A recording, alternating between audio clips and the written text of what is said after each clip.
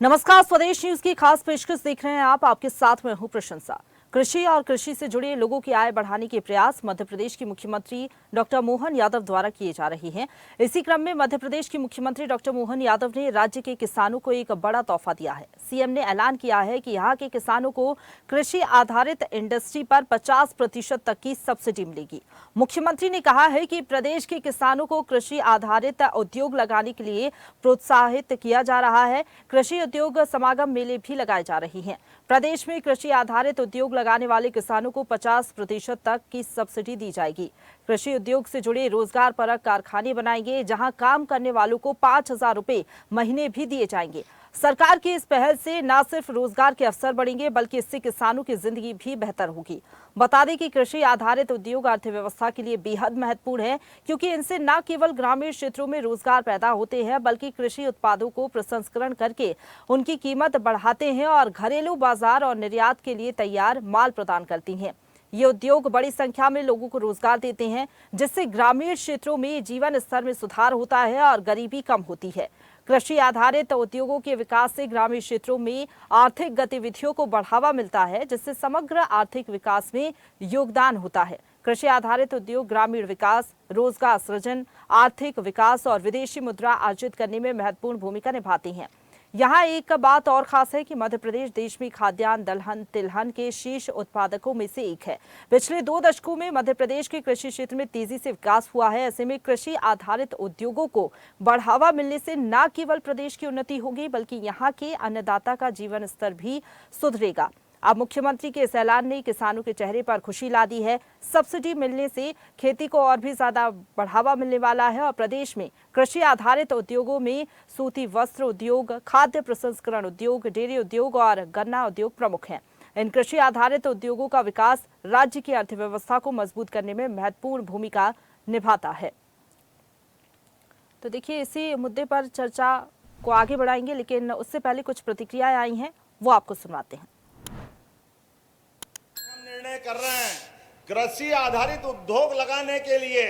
हमारे लिए जब ज्यादा सब्जी आ जाती है, टमाटर आ जाता है, कोई और फसल आ जाती है, भाव गिर जाते हैं, हमने कहा जो उद्योग लगाएंगे इन फसलों के आधार पर उसकी सब्सिडी 50% राज्य सरकार के द्वारा दी जाएगी। और ये सारे उद्योग लगा करके खेती किसानी के आधार पर हमारी फसलों की कीमत अच्छी हो, इस दिशा में हम काम कर रहे हैं। अपने में से भी आप भी सुनना, मंच के लोगों, आपके क्षेत्र में भी इस प्रकार से हमारे बच्चे खेती किसानी करते करते अगर उद्योग धंधे लगाना चाहते हैं और फसल आधारित उद्योग धंधे लगाना चाहते हैं, सरकार बिजली में, प्लाट खरीदने में, फसल उत्पादन में और सब प्रकार की मदद करेगी, ताकि हमारे किसानों की जिंदगी बेहतर से बेहतर हो सके।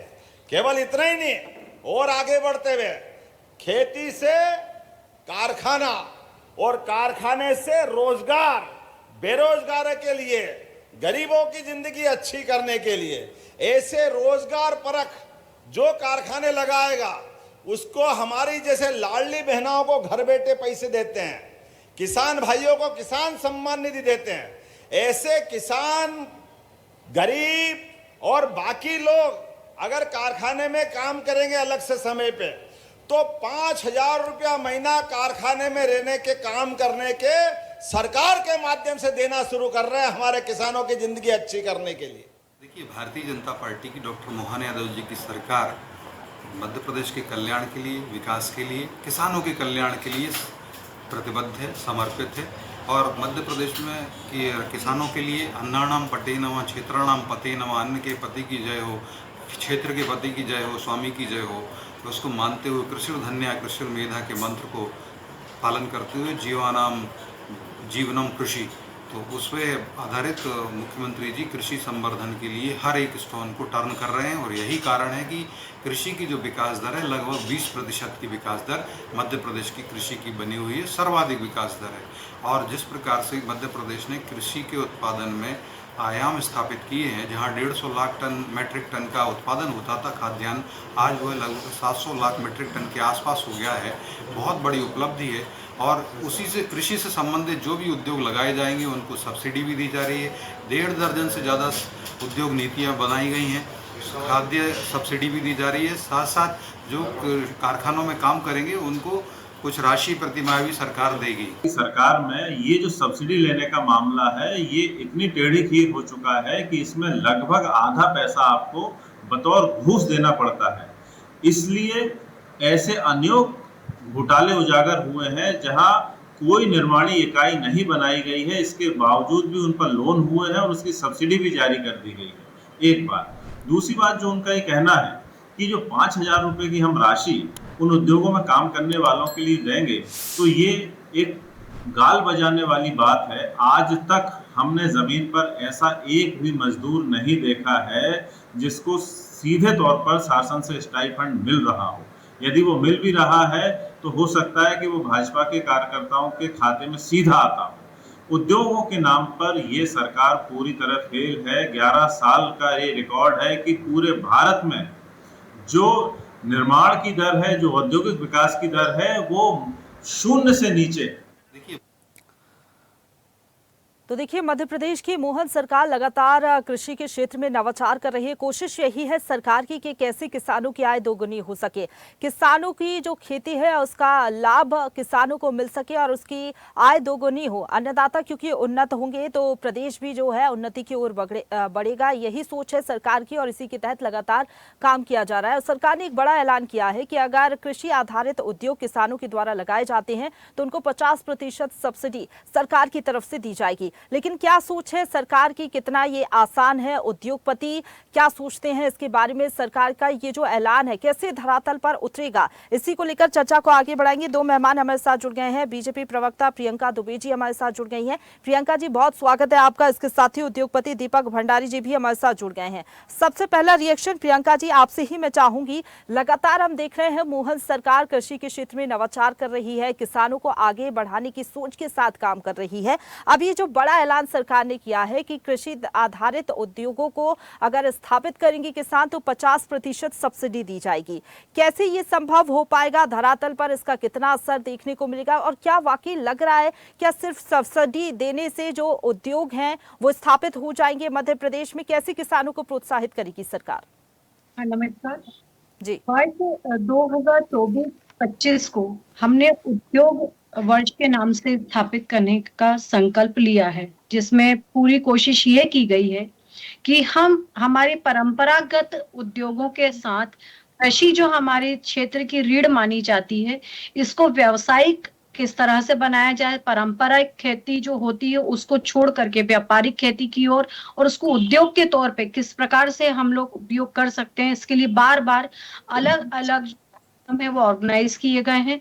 कई जगह जन जागरण के लिए उनकी ट्रेनिंग्स भी उद्यमिता केंद्रों के द्वारा ऑर्गेनाइज करवाई जा रही है और कोशिश ये की जा रही है कि सब्सिडाइज्ड रेट्स के ऊपर उन लोगों को ऋण मिल सके, जिससे कि लोग कृषि को परंपरागत खेती की तरह ना उपयोग करते हुए उसके ऊपर व्यावसायिक प्रयोग भी कर सके। उसी की ओर ये एक नया कदम है जिसमें हमने ये कहा है कि जो पहले भी अगर हम बोलते कृषि विकास दर जो हमारी 19% समथिंग पहुंची थी, उससे हमें आगे लेके जाना है, क्योंकि हमारी जो खेती है, जो हमारा क्षेत्र है वो कृषि आधारित ही है। तो जो कोशिश की जा रही है जिसमें उद्योगों में चाहे मत्स्य पालन हो, दूध पालन हो, डेयरी प्रोडक्ट हो या जैसे वस्त्र के लिए देखा जाए कपड़ा उद्योग हो, इनके लिए कोशिश ये की जा रही है कि जैसे भी हो किसान जो है वो उन्नत खेती के साथ ही साथ व्यवसाय की ओर भी बढ़े, जिससे उनकी जो लागत है वो भी कम हो और उसका मुनाफा बढ़े। उसी ओर ये प्रयास है और कोशिश है कि उद्योगपतियों के मार्गदर्शन में और भी बेहतर तरीके इसको अप्लाई किया जाएगा।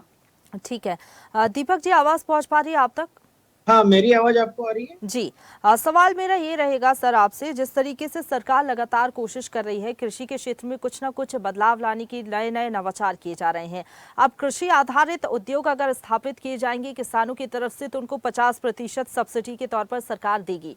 लेकिन क्या लग रहा है दीपक जी, बतौर उद्योगपति आप क्या कुछ संभावनाएं देखते हैं, क्या चुनौतियां देखते हैं मध्य प्रदेश में कृषि आधारित उद्योगों को लेकर? देखिए, कृषि आधारित उद्योगों की चुनौतियां तो बहुत सारी हैं, लेकिन संभावनाएं उनसे भी ज्यादा है, क्योंकि मध्य प्रदेश में पैदावार बहुत अच्छी है, यहाँ की भूमि उपजाऊ है, यहाँ पे किसान भी मेहनती हैं और विभिन्न प्रकार की फसलें उगाते हैं।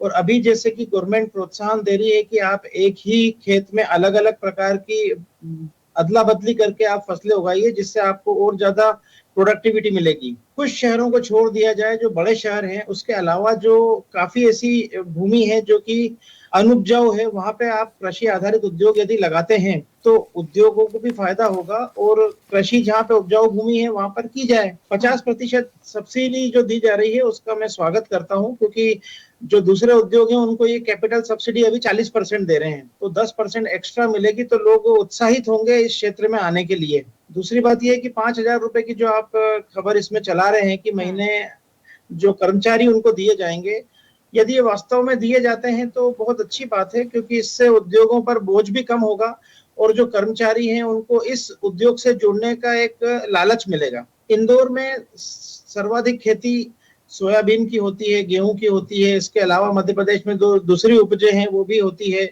आपका मक्का है, ज्वार है, बाजरा है, और इंदौर बहुत बड़ी मंडी है अनाज की, और बाकी भी जगह से जो पैदावार आती है। लेकिन सबसे बड़ी बात है यहाँ पे ड्राई पोर्ट के होने की वजह से यहाँ पर कृषि का एक्सपोर्ट बहुत ज्यादा किया जाता है।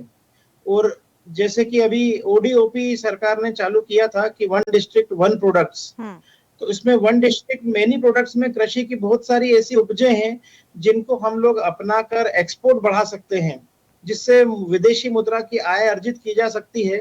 तो इसके लिए सरकार को मैं धन्यवाद देना चाहूंगा। लेकिन ब्यूरोक्रेसी सबसे बड़ा रोड़ा उद्योगपतियों के लिए रहती है। आदमी उद्योग बहुत ही उत्साह के साथ चालू करता है और उसके बाद जब ये सिंगल विंडो की जो बात करते हैं वो बेईमानी लगती है, क्योंकि हर चीज में टाइम लगता है, हर चीज में अड़ंगे लगते हैं। कई बार अधिकारी या तो डिले कर देते हैं या उनका ट्रांसफर हो जाता है, फिर एबीसीडी करो। यदि इंडस्ट्री की फंस जाती है तो ब्याज की मार पड़ती है, जिससे उद्योगपति बहुत परेशान हो जाते हैं। मैं स्पेशली एमएसएमई की बात कर रहा हूँ, या जो नए स्टार्टअप हैं जो कृषि आधारित उद्योग हैं, क्योंकि इनके पास फंड होता नहीं है और ये लोग लोन की चक्की में पिसते हैं।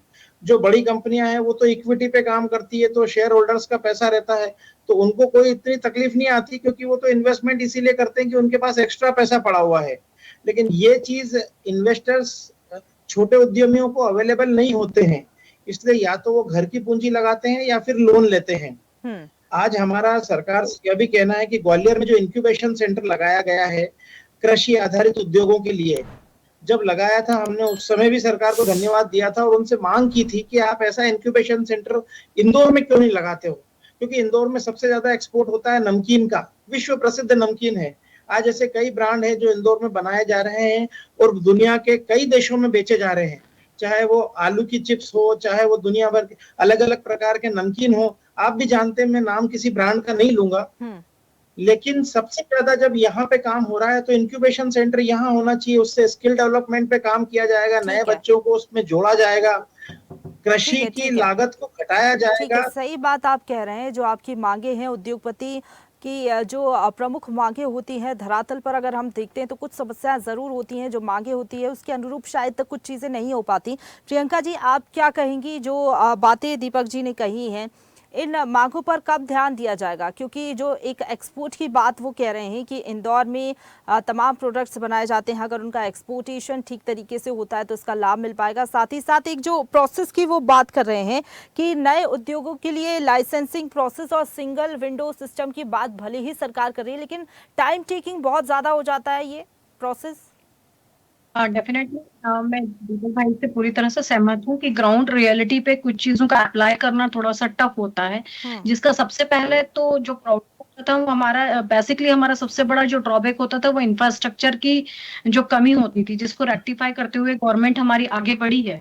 तो जिन समस्याओं को दीपक जी भाई साहब ने जैसे कहा है, और भी ऐसी समस्याओं को लेकर के जब आईटी इंडस्ट्रीज से बात की गई है या एग्रो इंडस्ट्रीज से बात की गई है या मेडिकल इंडस्ट्रीज की जो प्रॉब्लम्स थी, इन सभी को रेक्टिफाई करते हुए गवर्नमेंट स्कीम्स प्लान कर रही है, जिसमें लाइसेंसिंग प्रोसेस को भी थोड़ा सा फ्लेक्सिबल किया गया है। और जैसे लैंड की प्रॉब्लम जैसे बताया गया कि लैंड की प्रॉब्लम्स भी बहुत आती थी, इसी कारण रीजनल समिट्स करके रीजनल स्ट्रक्चर्स को बेहतर किया गया है। और यहाँ तक कि आज की डेट में हम कह सकते हैं कि प्लग एंड प्ले की स्ट्रक्चर को अप्लाई करके उसी समय रीजनल प्रॉब्लम्स को सॉल्व करते हुए लोगों को फैसिलिटेट किया गया है। तो डेफिनेटली जो परेशानियां बताई गई हैं इनके ऊपर भी किया जाएगा, ब्यूरोक्रेट्स को भी इसी के अकॉर्डिंगली जो है वो मॉडिफाई किया जाएगा। अगर वहां कोई परेशानी आती है तो डेफिनेटली उसको भी रेक्टिफाई करने के लिए सरकार वचनबद्ध है। ठीक है दीपक जी, इन्वेस्टर्स के लिए सरकार कह रही है कि फ्यूचर फेवरेट डेस्टिनेशन है एमपी।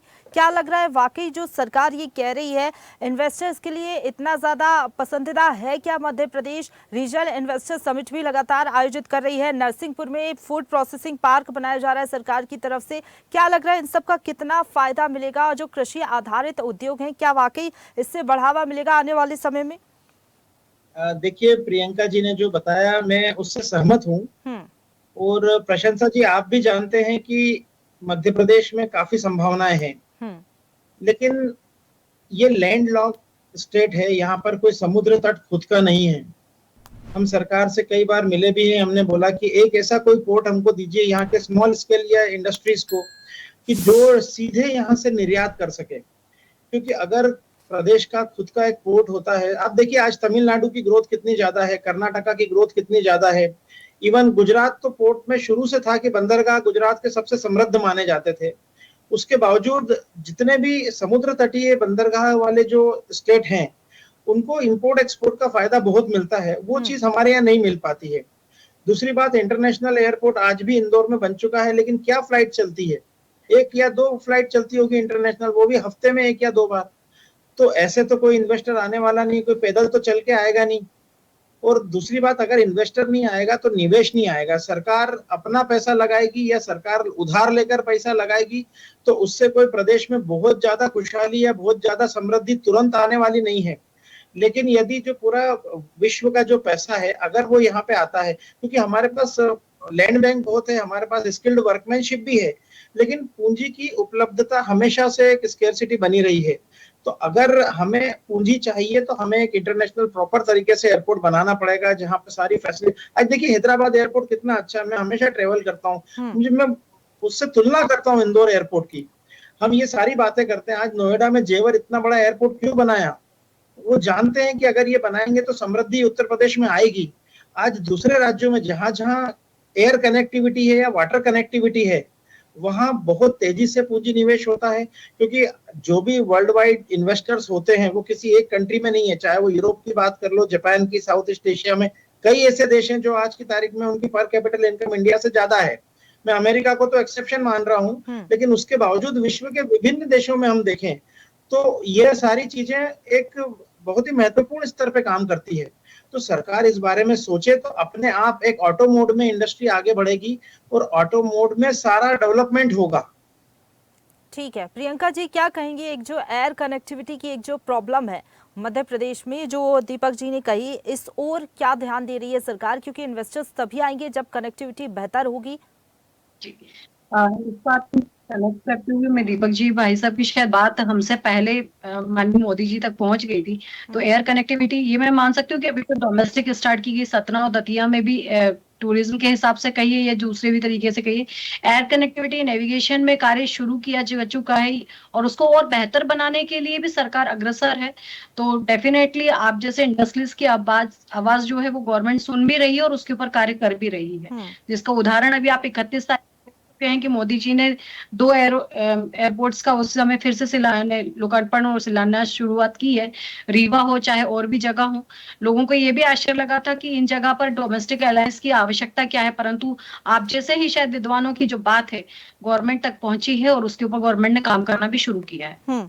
ठीक है, अगर बात करें प्रियंका जी, मध्य प्रदेश कृषि प्रधान राज्य है, यहाँ पर अलग अलग तरह की फसलें होती हैं, फूड प्रोसेसिंग पर भी अब सरकार ध्यान दे रही है। अगर मत्स्य पालन का जो आपने जिक्र किया, पशुपालन का आपने जिक्र किया, हर एक क्षेत्र में अब सरकार ध्यान दे रही है, जो कि पहले नहीं होता था। लेकिन किसानों को कैसे समझाएगी? जागरूकता की कमी रहती है किसानों में, क्योंकि जो परंपरागत खेती है उसी पर ही डिपेंडेंसी बहुत ज़्यादा होती है किसानों की।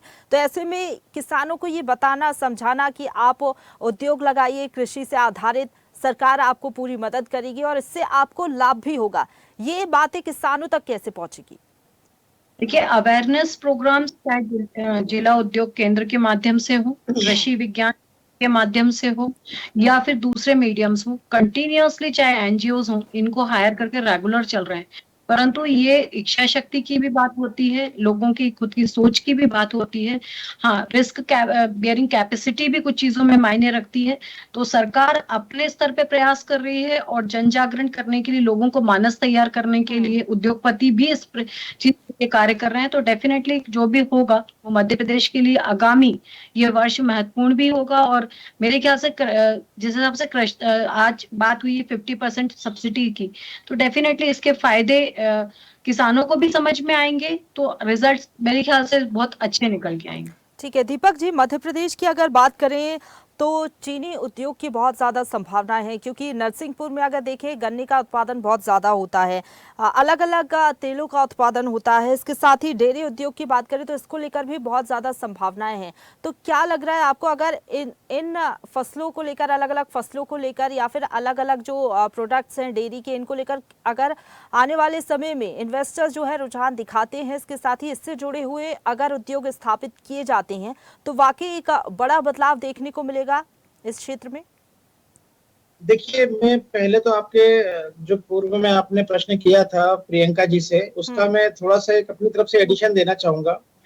आज मध्य प्रदेश में 55 जिले हैं और सभी जिलों में बच्चे स्कूल में पढ़ने जाते हैं।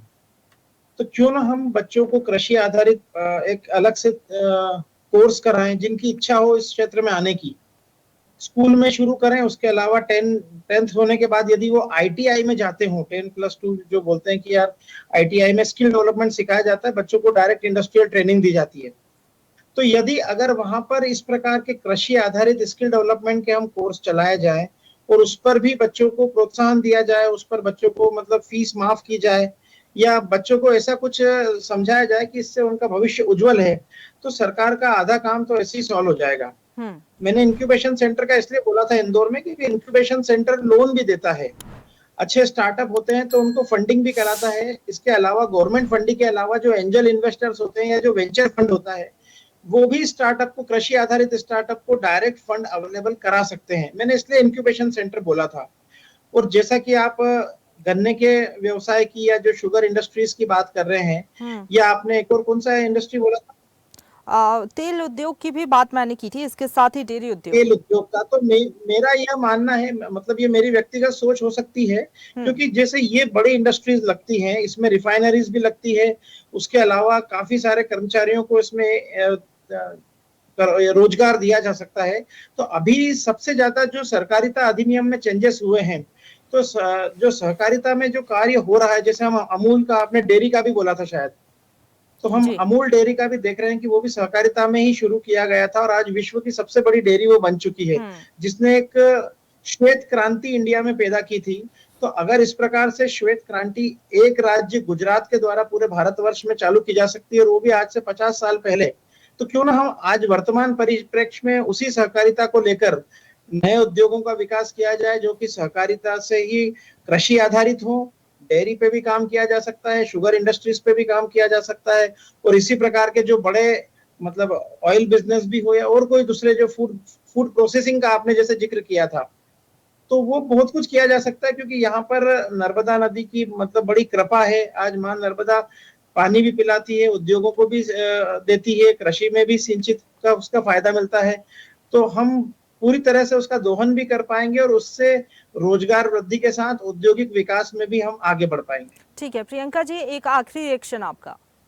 मध्य प्रदेश सदैव जो सरकार है, क्रमशः जिस तरीके से बीमारू राज्य से सुचारू राज्य से विकासशील और विकसित मध्य प्रदेश की, और हम अग्रसर हैं स्वर्णिम मध्य प्रदेश की जो हम कामना करते हैं, जैसे पिछली बार जो हमने वर्ष था वो गौ संवर्धन के लिए समर्पित किया था, और ये जो वर्ष है हमने उद्योग क्रांति के लिए समर्पित किया है। तो जिसके परिणाम भी आपने देखे होंगे कि अलग अलग क्षेत्रों की परिस्थिति को समझते हुए रीजनल समिट्स की गई, फिर ग्लोबल समिट की गई, और उसके बाद में आज अगर हम बात करते हैं वेलनेस सेंटर के लिए भी विचार किया जा रहा है। तो नेचुरली जिस तरीके से खेती को भी, इसके पहले भी मुख्यमंत्री जी ने ये स्टेटमेंट दिया था कि अपनी जमीन को बचा करके रखिएगा, वो आपके लिए लाभकारी सिद्ध होगी। तो डेफिनेटली इस ओर सरकार विचार भी कर रही है। और जिस प्रकार से हम कहते हैं कि खेती योग्य भूमि अगर हमारे पास है, तो ये हमारा सबसे बड़ा असेट है कि हम उससे उपजाऊ क्षमता को उसको बढ़ा करके और भी बेहतर उसके प्रयोग कर सकते हैं। तो डेफिनेटली सरकार जो भी जा रही है, हमारी आय को बढ़ाने के साथ साथ परंपरागत चीजों। बिल्कुल ठीक है प्रियंका जी, सही बात आपने कही कि सरकार तो तमाम प्रयास कर रही है, समय की कमी है इसलिए आपको रुकना पड़ रहा है। प्रियंका जी बहुत धन्यवाद आपका हमारे साथ जुड़ने के लिए। इसके साथ ही दीपक जी आपका भी बहुत धन्यवाद चर्चा में शामिल होने के लिए। तो बात कर रहे थे सरकार के प्रयासों की, किस तरीके से कृषि के क्षेत्र में लगातार नवाचार किए जा रहे हैं और एक बड़ा ऐलान सरकार ने किया है कि कृषि आधारित अगर उद्योग स्थापित किए जाते हैं किसानों की तरफ से तो 50% सब्सिडी उन्हें दी जाएगी। लेकिन धरातल पर कितना असर देखने को मिलता है, जो उद्योग हैं उनको बढ़ावा मिलता है या नहीं, ये देखना होगा। फिलहाल के लिए इतना ही। तमाम बड़ी खबरों के लिए आप देखते रहिए स्वदेश न्यूज, सबसे पहले देश। ताजा खबरों के लिए लाइक, फॉलो और YouTube पर सब्सक्राइब कर बेल आइकन दबाएं। साथ ही ताजा अपडेट्स के लिए स्वदेशलाइव.com पर विजिट करें।